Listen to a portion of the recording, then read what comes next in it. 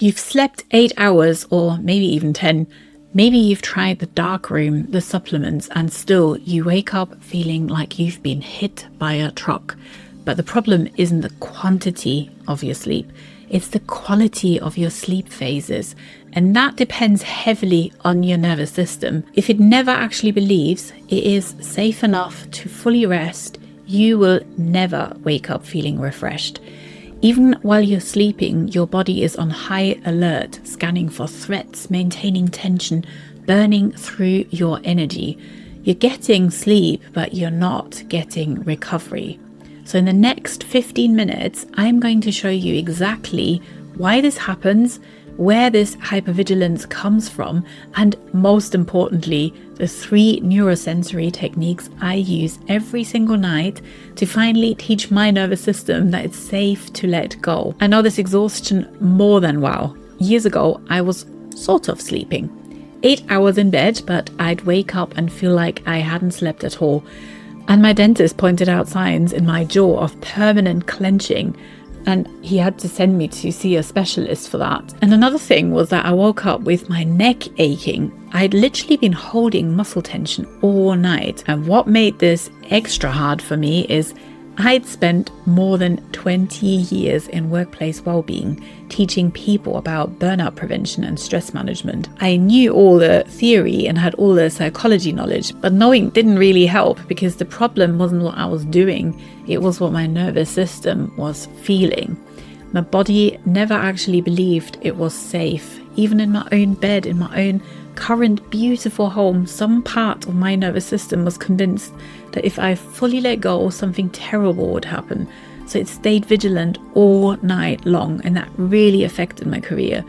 It wasn't until I discovered the neurosensory approach, working directly with your body's threat detection system, rather than just trying to relax my mind, that everything finally shifted. And now I sleep like I never have before.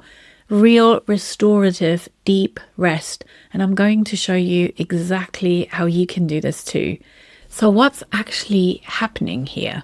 Why can you be physically exhausted but your nervous system refuses to let you rest? It comes down to something called neuroception, a concept from Dr. Stephen Porges' polyvagal theory. Neuroception is your nervous system's automatic subconscious threat detection system. It's scanning your environment constantly, inside your body and outside, and asking one fundamental question: am I safe? Not do I think I'm safe. Your conscious brain might know you're safe. You're in your home, your doors are locked, nothing's wrong. But neuroception doesn't care about logic. It's looking for felt safety. So biological signals that tell your primitive brain the threat has passed, we can rest now. Now this is where it gets really tricky. If you've spent years, maybe decades like me, running on stress, pushing through exhaustion, operating in high pressure environments, your nervous system has learned a dangerous pattern. It has learned that rest equals danger. And this might have already started in childhood. Don't worry, we're not going into deep psychoanalysis here, but often these patterns start early. Maybe have a think. When were you allowed to relax and rest as a child? Maybe only when you were sick, and otherwise you had to be perfect, be ambitious and work hard. Or maybe you grew up in a household where you really weren't safe, so it's likely you became hypervigilant, bracing yourself for the next situation. So rest became something so unusual that it felt like something was wrong. And performance and high achievement maybe meant you were valuable, and productivity meant you were safe. So your nervous system learned being on keeps you safe, being off makes you vulnerable. So even now as an adult, when you finally lie down to sleep, some parts of your nervous system says, wait, no, we can't let our guard down. What if we miss something important? What if there's a threat we are not seeing? And it keeps you in that unsustainable hypervigilance. This is where you can sleep for 8 hours, but wake up exhausted. You never actually entered true rest.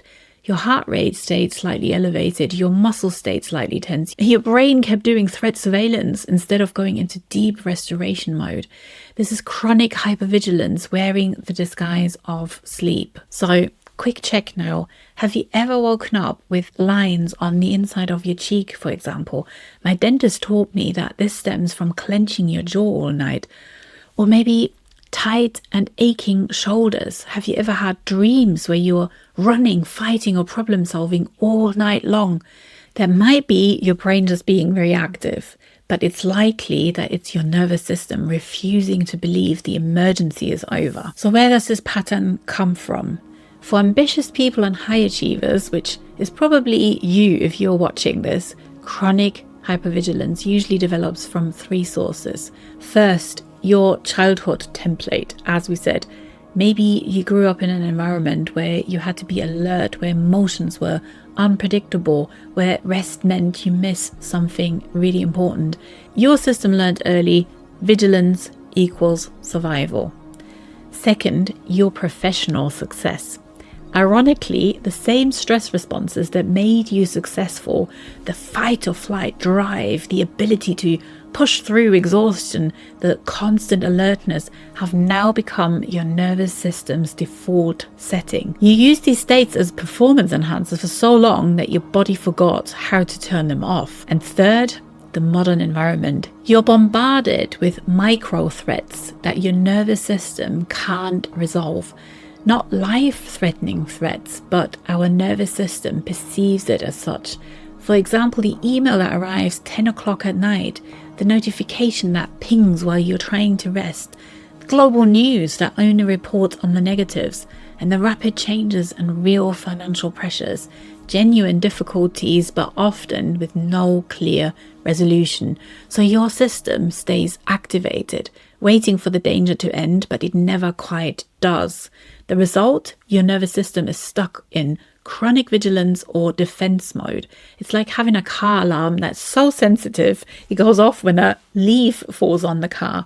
Your threat detection system has lost its ability to distinguish between real danger and just life. And until you teach it how to recalibrate, you'll keep waking up exhausted, no matter how many hours you are spending in bed. So here now for the good news. Your nervous system can learn to feel safe again. It's not permanent, it's just deeply patterned, and we can work with that. What I'm about to teach you is completely different from standard sleep advice. We're not talking about sleep hygiene here.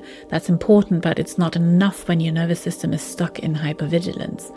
Instead, we're going to use 3 neurosensory techniques that speak directly to your body's threat detection system. These are the kind of techniques I teach in my 14-day Energized Reset program, and they work because they bypass your thinking brain entirely, and they work at the level of nervous system itself. These aren't just relaxation techniques, they're regulation techniques. There's a difference, and they're both important. Relaxation tries to calm you down from the top, from your mind, and guide your body consciously. Regulation works from the bottom up. You create physical, biological signs of safety, and your mind finally gets the message, oh, we're actually safe. We can let go now. And that's when relaxation starts to work. I'm going to give you 3 techniques now, one for each part of your evening wind down. You can use all 3 or just pick one that speaks to you the most. So this is about teaching your system that your environment is actually safe. Remember, neuroception is scanning constantly. One of the ways it determines safety is through something called orienting. Slowly, consciously looking around your space and confirming there's nothing but safety around you. When you're in hypervigilance, your visual field narrows. You're in what's called tunnel vision. This technique deliberately widens your field of vision to signal your primitive brain, we've checked, there's nothing here, we're safe. So here's how to do this. Step 1 is sit comfortably somewhere you feel safe. Your couch, your bed, favorite chair maybe. And now step 2, without moving your head, let your eyes slowly track around the room. Maybe move them left to right. Notice colors, shapes, objects around you. Take your time. This isn't about looking at things, it's about letting your eyes wander. And now for step 3, as you scan, name what you see in your mind. Scan your furniture, your furnishings, lighting, plants, decorations, simple neutral objects. And no judgment here, just observation and grounding yourself in your body and space. And then for step 4, gently turn your head to follow your eyes. Let your whole body be involved in this slow scanning. Notice my space is here, it's quiet, nothing needs me right now. And now for step 5, take a deep breath and say to yourself, out loud, even if it's possible, I am here, I am safe, I can rest. So do this for 3 to 5 minutes, it's totally up to you. It sounds almost too simple, I admit, but this is exactly what animals do after a threat has passed. They orient, they look around, they confirm, okay, danger's gone, and then their system downshifts. Your system needs the same confirmation. You're not just thinking you're safe, you're showing your body the evidence. It really helps, of course, if you create a sleep space for yourself that is genuinely soothing, calming, tidy, and signaling safety to you. So maybe have a look around your bedroom today, what you could improve, so you have nice things to look at when you do this practice. And you could use soothing pillow sprays. Scents also override your mind very powerfully, so you can't help but feel more relaxed with lavender oil, for example. This is a trick I use when I'm in hotel rooms to feel instantly more at home, because my nervous system is now primed to feel safer when I smell my pillow spray.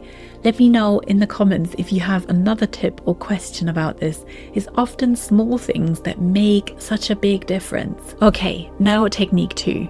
This one is specifically for the wired but tired state, when you're exhausted but your mind just won't stop. Your thoughts are racing and you can't figure out how to turn off. This technique works with breath, and you're creating an energetic and physical boundary between the day's demands and your night's rest. So these are the simple steps. First of all, write down in your diary or in your to-do list everything that is on your mind and what still needs to be done. This is so important that we offload what's whizzing through our working memory into another container, or our mind just won't settle. And then sit down or lie down. Place one hand on your heart, one hand on your belly. Next step is closing your eyes now, or just lower your eyelids and imagine there's an invisible boundary around your body, about an arm's length away in all directions. This is your space. Nothing from the day can cross this boundary unless you allow it. For the next step now, as you breathe in, imagine you're pulling any scattered thoughts and scattered energy back into this boundary. You know that all the to-dos and worries can wait until tomorrow. You've locked them down now. But now it's time to call your energies back for yourself. You're calling them literally back home. As you breathe out, imagine you're releasing anything that doesn't belong to you. Other people's stress, the demands of the day, the to-do list for tomorrow. It stays outside your boundary. Focus on extending the exhale a little more each time. Really feel the shift in energy now. And then repeat this for at least 10 breaths. With each breath, feel your boundary becoming stronger, clearer. Inside this space, you're allowed to be off. You don't have to be useful. You don't have to be productive. You can just be. And after these rounds, you should be able to switch into rest and relaxation mode much better, because this is the science behind this all. You're working with both the calming extended exhale, which activates your parasympathetic nervous system, and with visualization, which gives your nervous system a clear signal: I'm closing the loop on today, tomorrow is tomorrow's problem. This tells your system the work is done for today, we can rest now. Writing my to-do list, dumping everything on there, and then doing this energy reset breathing is what I do every evening now. I highly recommend it. It literally has changed my life, and I sleep not only like a baby now, but I wake up a lot less during the night as well, running through my to-do list, because I have offloaded it the night before. Okay, now for technique 3, the safety sequence. That is something that you can do right before sleep. This is the most powerful one, and it's the technique I personally use every single night, no question. It's drawn from the 8 senses framework that I teach in the Energized method, and it works by creating multiple simultaneous signals of safety in your body. Your nervous system doesn't just listen to one signal, it cross-references multiple inputs. So we're going to give it overwhelming evidence that it's safe to sleep. So here's the sequence now. It takes about 5 minutes. Step 1 is temperature and taking care that your extremities are warm. So if your hands or feet are cold, which is a classic sign of freeze and hypervigilance, make sure that you warm them up as much as you can first, or you'll potentially lie awake for hours. Cold extremities signal to your brain that there's a threat. Warm extremities, in contrast, signal safety. So a hot foot bath, fluffy socks, hands and arms around a hot water bottle works. Or if you really can't get warm, take a warm bath. All of this is giving your body a biological signal. We're warm, we're safe, we can rest. Then for step 2, self-soothing contact. Lie down in bed, place both hands on your heart, one on top of the other. Feel the warmth. Feel your heartbeat. This activates the same neural pathways as being held or comforted. Your body interprets this touch as, I'm not alone, someone is caring for me, even though it's you caring for yourself. Step 3 now, proprioception and grounded weight. Feel the weight of your body sinking into the mattress. Notice where your body makes contact. Your back, your legs, your head on the pillow. This is called grounding through proprioception. When you can feel your body's weight, your system knows, I'm supported. I don't have to hold myself up. I can let go. If you're struggling with this, I recommend a weighted blanket. They are a lot more affordable now and cover your whole body with the soothing sensation of touch and weight. Mine here has helped me loads of times when I felt extremely wired and tired. So maybe check that out as an option. They're called weighted blankets and I've got lots of really heavy tiny beads stitched into them. Then for step 4, interoception, internal sensations. Now just notice your breathing without changing it. Don't try to breathe deeply or slowly, just observe. Notice your belly rising and falling. Notice any other sensations, maybe your shoulders slowly releasing, your jaw softening. You're practicing interoception, sensing inside your body. This builds the felt sense of safety from the inside out. If you're feeling uncomfortable, for example, your stomach unsettled, tune into this sensation without judgment or immediately wanting to change it. Listen to the signals that your body is telling you. By truly feeling and allowing it, it often becomes less because our body no longer has to scream in order for us to listen. And then step 5 is totally optional, but if you don't seem to be able to feel calmer by now, it works with your inner ear and balance. It's called our vestibular system and gets activated by gentle rocking. So if you're still feeling very activated after those first 4 steps, you might need something a bit more directly soothing. You might want to sit up and then try gentle rocking side to side, just a few inches. This is not rocket science, but it's rocking science. This activates your vestibular system, your inner ear balance system, and it's incredibly regulating. It's why babies are rocked to sleep. It's a primal signal of safety, and it still works for us adults too, just that we have completely forgotten about it in most cases. So once you've done this, you can go back to the beginning of the sequence and see if you're feeling more relaxed now. But do the sequence in order. Give yourself permission to take at least 5 minutes. Your nervous system will start to learn, oh, this is the pattern that means we can truly let go now. This is safe.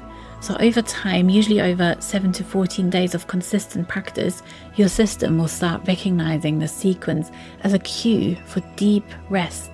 You're building that new pattern. You're teaching your nervous system, this is what safety feels like, and it's okay to surrender into it. So how do you actually use these tonight?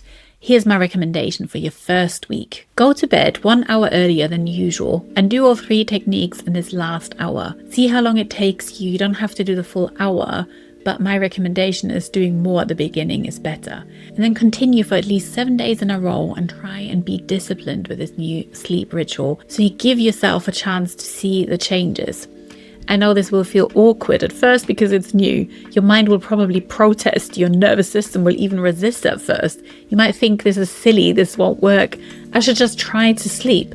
But that resistance is your hypervigilance, is your system saying, but we need to stay alert. What if we miss something? Continue and push through the stage gently, not with force, but with consistency and lots of self-love. Your system needs repetition to learn a new pattern. It took years to build this hypervigilance. It will take days or weeks to unlearn it, not one night. And by the way, these are some common mistakes to avoid. Mistake number 1 is rushing through the techniques. This is not a checklist. It's a conversation with your nervous system. Slow down. Give yourself permission to take the full time. Mistake number 2, judging yourself if it doesn't work immediately.